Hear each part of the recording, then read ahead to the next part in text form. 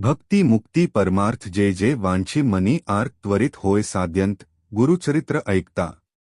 नमस्कार मित्रांनो, कोपरा आठवणींचा मध्ये आज आपण बघणार आहोत श्री गुरुचरित्र कथासार अध्याय 32। प्रेत संजीवन। फलश्रुती।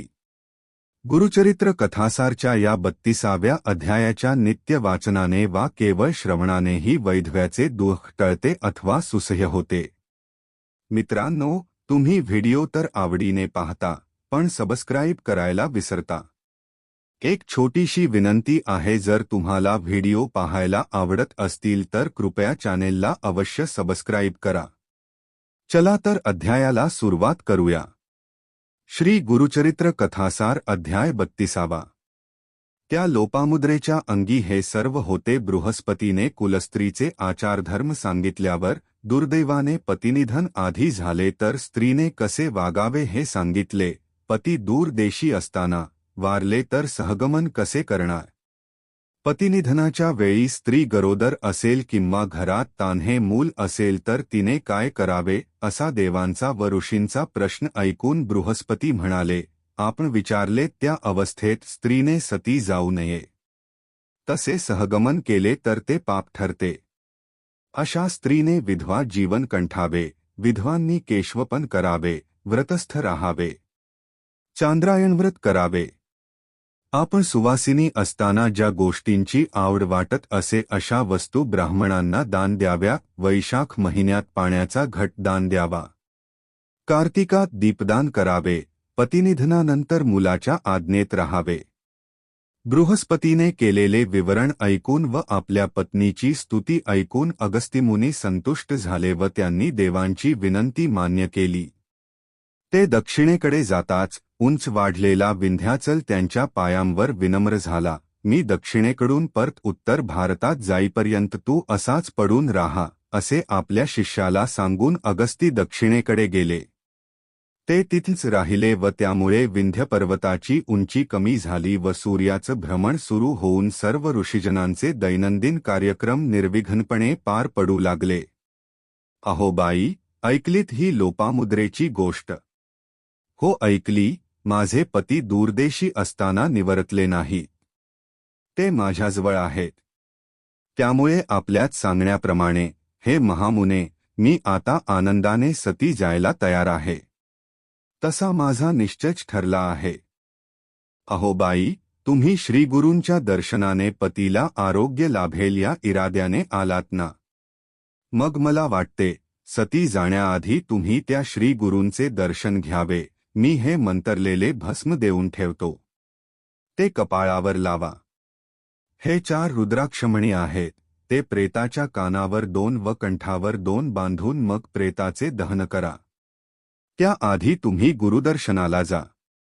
त्यावेळी रुद्रसूक्त म्हणून ब्राह्मण श्रीगुरूंचे पाय धुतील। ते चरणतीर्थ घेऊन या आपल्या देहावर व या प्रेतावर ते भक्तिपूर्वक शिंपडा व मग सुवासिनींना दान देऊन ब्राह्मणांना पुष्कळ दक्षिणा देऊन मगच सहगमन करा, अशी माझी सूचना आहे। ठीक आहे महायती, आपल्या सांगण्याप्रमाणे करीन मी सगळे। त्याप्रमाणे सर्व काही झाले व तिने सती जायची तयारी केली। गावातल्या लोकांचा तिने निरोप घेतला व सासूसासऱ्यांना ही बातमी सांगू नका, नाही तर ती जीव देतील अशी विनंती केली। प्रेताचे सर्व विधिसंस्कार झाल्यावर दहनापूर्वी ती पतिव्रता श्रीगुरूंच्या दर्शनाला गेली। तिने श्रीगुरूंना आळविले, गुरुराया, तुमची कीर्ती ऐकली म्हणून गाणगापूरला आले। माझ्या पतीला चांगले आरोग्य लाभले, मला चांगले पुत्र झाले, हे मोठे नवल झाले म्हणायचे। माझे मनोरथ खूप पुरे केले। आता तुमची कीर्ती घेऊन परलोकात जाणार आहे। त्याआधी तुमच्या दर्शनाला आले आहे। अष्टपुत्र अखंड सौभाग्यवती भव, असा श्रीगुरूंनी तिला आशीर्वाद दिला। तो आशीर्वाद ऐकून आसपासचे लोक हसू लागले। त्यांनी श्रीगुरूंना वस्तुस्थिती सांगितली। तेव्हा श्रीगुरू म्हणाले, लोको, हिचे सौभाग्य दृढ आहे। आपण हिचा पती वारला म्हणता, आणा तर त्याचे प्रेत माझ्याजवळ। त्याचा प्राण केव्हा गेला ते तरी मी पाहतो। ठीक आहे असे म्हणून काही लोकांनी ते प्रेत श्रीगुरूंपुढे आणून ठेविले. श्रीगुरूंनी त्या प्रेताचे दोर तोडून वर पांघरलेला कपडा दूर काढून ठेवायला सांगितला. त्यावेळी 4 ब्राह्मणांनी रुद्रसूक्त म्हणून श्रीगुरूंचे पाय धुतले. ते चरणतीर्थ त्या प्रेताच्या अंगावर प्रोक्षण करा असे श्रीगुरूंनी सुचविले. त्याप्रमाणे लोकांनी केल्यावर श्रीगुरूंनी अमृतदृष्टीने त्या प्रेताकडे पाहताच ते प्रेत उठून बसले. चारचौघात आपण नागवे बसलेले पाहून त्या ब्राह्मणाला लाज वाटू लागली. आपल्या बायकोला बोलावून आपणाला कुठे आणले, इतके लोक जमले तरी मला का उठविले नाहीस, असे प्रश्न तो ब्राह्मण विचारू लागला. तेव्हा त्या पतिव्रतेने सर्व हकीकत त्याला सांगितली. तेव्हा श्रीगुरूंच्या त्या प्रभावाने आनंदित झालेल्या एका ग्रामवासियाने आणलेले वस्त्र परिधान करून आपल्या पत्नीसह त्या दत्त ब्राह्मणाने श्रीगुरूंच्या चरणांवर लोळण घेतली. आपल्या कृतकर्माप्रमाणेच इहलोकी आपणाला सुख दुःख किंवा आयुष्य मिळते हे निश्चित असा सिद्धांत माहीत असणारा तिथे जमलेल्यातला एक ब्राह्मण श्रीगुरूंना वादात अडविण्याच्या विचाराने म्हणाला.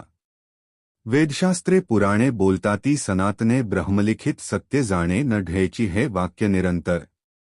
या ब्राह्मणाचा अपमृत्यू घडला नव्हता.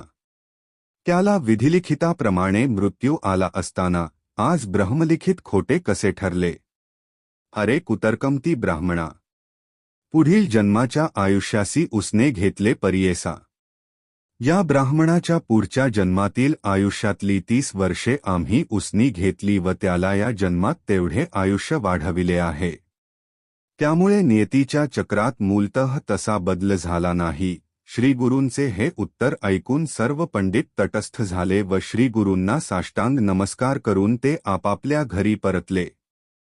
इकडे त्या जिवंत झालेल्या दत्त ब्राह्मणाची व्याधी पूर्ण बरी झाली. त्याचे शरीर तेजःपुंज झाले. त्या पतिपत्नींनी खूप दानधर्म केला व आपल्या गावातील आपल्या नातेवाईकांकडे ती त्या दिवशी राहायला गेली. अशा रीतीने श्री गुरुचरित्र कथासार प्रेत संजीवन नावाचा 32वा अध्याय समाप्त. श्री गुरुदत्तात्रेयार्पणमस्तु. फलश्रुती. या अध्यायाच्या नित्य वाचनाने वा केवळ श्रवणानेही वैधव्याचे दुःख टळते अथवा सुसह्य होते. बोला जय गुरुदेव दत्त. दत्तात्रेयांची कृपा प्राप्त करण्यासाठी कमेंटमध्ये ओम द्राम दत्तात्रेयाय नमः अवश्य लिहा. मित्रांनो, हा व्हिडिओ तुम्हाला आवडला असेल तर लाईक करा, तुमच्या मित्रमैत्रिणींना शेअर करा आणि तुमचे मत कमेंटमध्ये नक्की सांगा.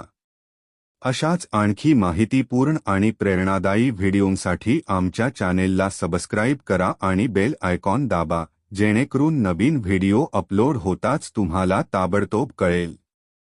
पुन्हा भेटूया पुढच्या व्हिडिओत. तोपर्यंत स्वतःची आणि आपल्या प्रियजनांची काळजी घ्या. श्री गुरुदेव दत्त. धन्यवाद.